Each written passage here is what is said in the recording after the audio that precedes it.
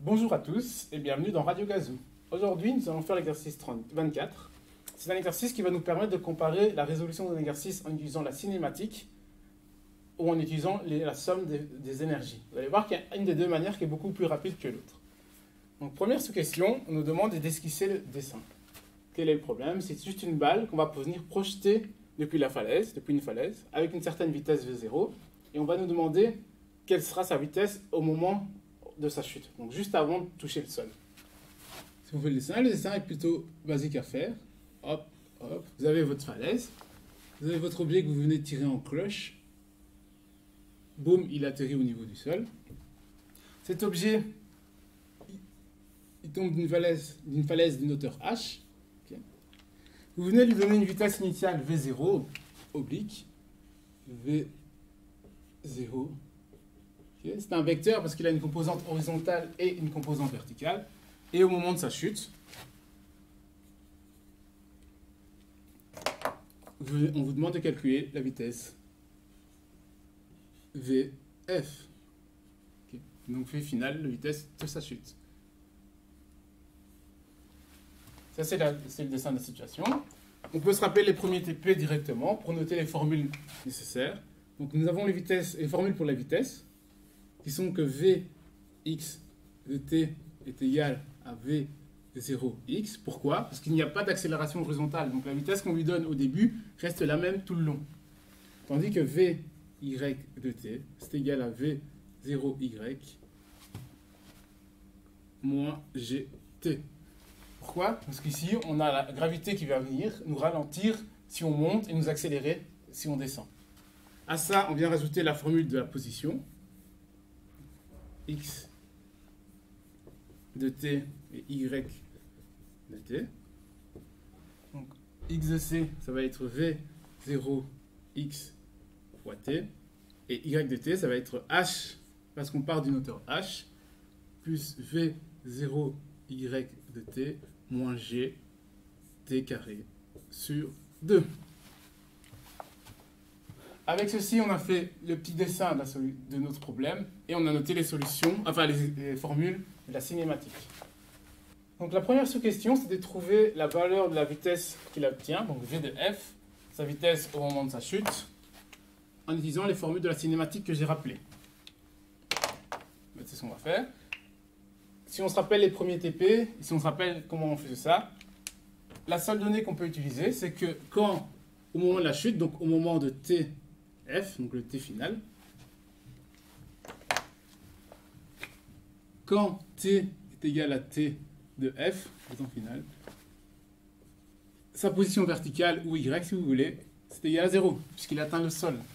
À partir de ça, on peut venir prendre les deux formules de y pour avoir notre système d'équations.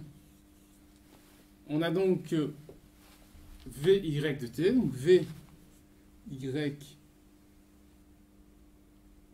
f, le V final, est égal à V0y, on va inverser pour simplifier, donc Vf de y est égal à V0 de y moins g de t de f.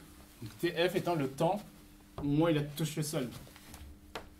Et la deuxième équation, l'équation de la position, c'est 0, parce qu'on touche le sol, est égal à h plus v0y de t moins de tf moins g tf demi, et le t est au carré. Avec ceci, nous avons notre paire d'équations, donc si vous voulez le système d'équations. Dans ce truc, il y a deux choses qu'on ne connaît pas, c'est t de f, le temps où il touche, et évidemment v de f. Donc ce qu'on va venir faire, c'est que dans la première équation, donc celle-ci, hop, ça c'est la deuxième, hop.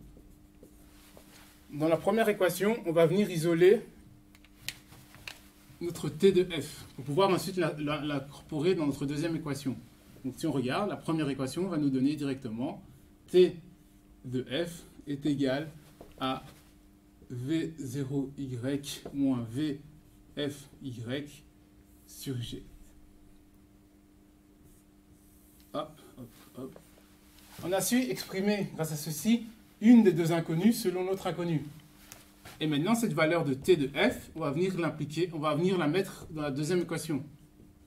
Donc, la deuxième équation devient 0 est égal à h plus v0 de y fois, ouvrez les parenthèses, v0y moins vfy sur g, au moins g, ouvrez en niveau les parenthèses, moins g demi, ouvrez les parenthèses, v0y moins vfy sur g, le tout au carré. À partir d'ici, tout ce qui nous reste à faire, tout ce qui nous reste entre faire, entre guillemets, évidemment, c'est de l'algèbre. Il faut isoler et simplifier ce qui peut l'être. Je vous mets directement les résultats. En isolant, donc c'est de l'algèbre, ce qu'on peut isoler et en simplifiant ce qu'on peut simplifier, on retombe sur 0 est égal à vy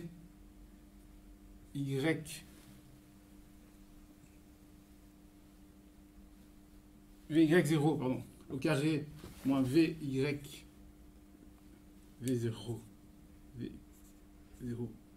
y moins vfy au carré plus 2gh. Avec ceci, on peut isoler vfy, donc c'est ce qu'on cherchait. Vfy, donc la composante verticale de notre vitesse au moment de toucher le sol, est égale à racine. On va faire ça au plus simple. C'est égal v carré de fy est égal à v0 au carré de y plus de gh. Maintenant que nous avons ça, on peut venir trouver la vitesse finale. Donc la vitesse finale, c'est la composante de v. On se souvient des formules. Vf est égal à racine de Vf de x au carré plus Vf de y au carré. Donc c'est égal à, comme je l'ai dit depuis le début, la vitesse en x ne change pas, parce qu'il n'y a pas d'accélération. Donc la vitesse en x à la fin est égale à la vitesse en x du début. Donc ça va me donner racine de V0x au carré plus V0y au carré plus 2gh. Voilà.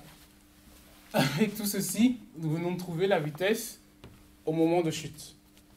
Donc, autrement dit, on vient de trouver la vitesse de notre balle juste avant de toucher le sol en utilisant les formules de cinématique. Bonjour, nous revoilà sur l'exercice 24. Juste auparavant, nous avons trouvé l'expression de la vitesse au moment de chute qui va aller V de f est égal à racine de V0x au carré plus V0y au carré plus 2gh. Tout ça sous la racine. Via les formules de cinématique. Maintenant, ce qu'on va faire, c'est qu'on va retrouver la même formule, mais via les bilans d'énergie. Donc, qu'est-ce que c'est le bilan d'énergie? C'est que dans un système, dans n'importe quel système, à n'importe quel moment, vous avez deux énergies qui rentrent en compte. Enfin, à ce stade dans le cours, vous avez deux énergies qui vont rentrer en compte. La première, c'est les énergies cinétiques, qu'on note K, et qui a comme pour formule 1/2 m, votre masse, fois v, votre vitesse au carré.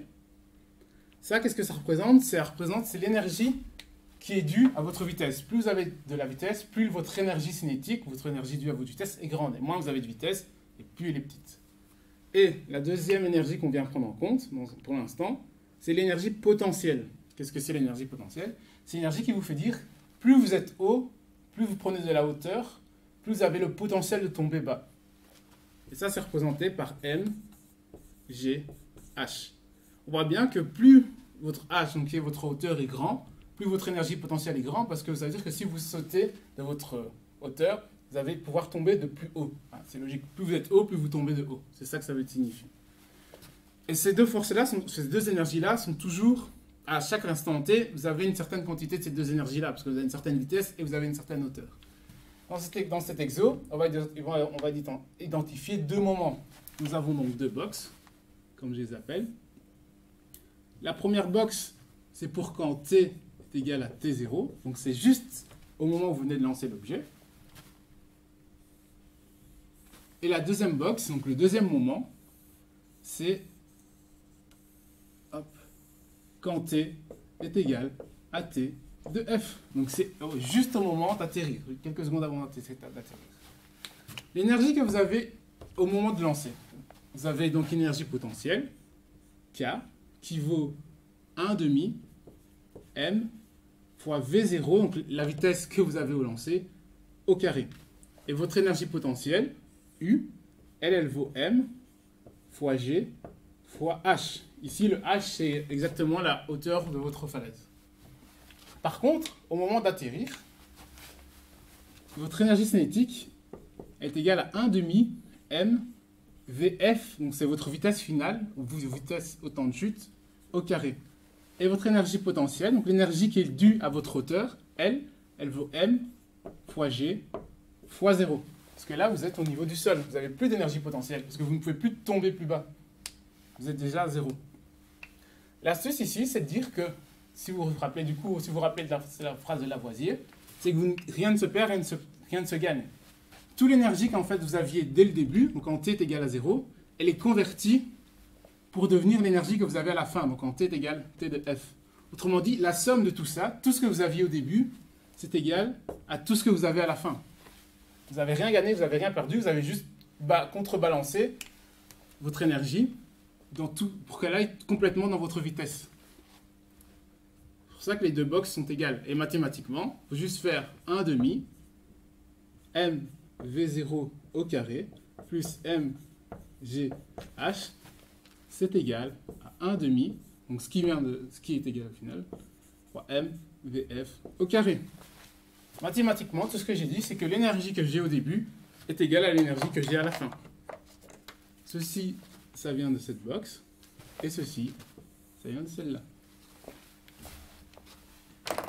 Ici, on peut venir rechercher et isoler V de f. Donc, pour isoler V de f, on va juste multiplier à gauche et à droite par 2 sur m. On va retomber sur V0 au carré plus 2gh est égal à V de f au carré. On réassocie comme il faut, on réécrit comme il faut, on isole V de f. Ça nous donne V de f au carré, V de f est égal à racine de V0 au carré plus 2gh. Ici, l'astuce pour pouvoir retomber exactement sur ça, c'est de se rappeler qu'on peut décomposer votre force V0 dans ces deux composantes pour retomber sur égale racine de V0 x au carré plus V0 y au carré plus 2gh.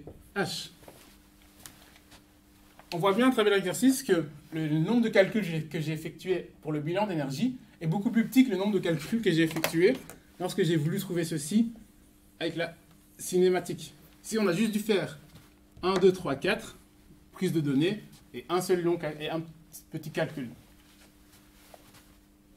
Merci d'avoir suivi cet exercice, merci d'avoir suivi Radio Gazou, et à la semaine prochaine.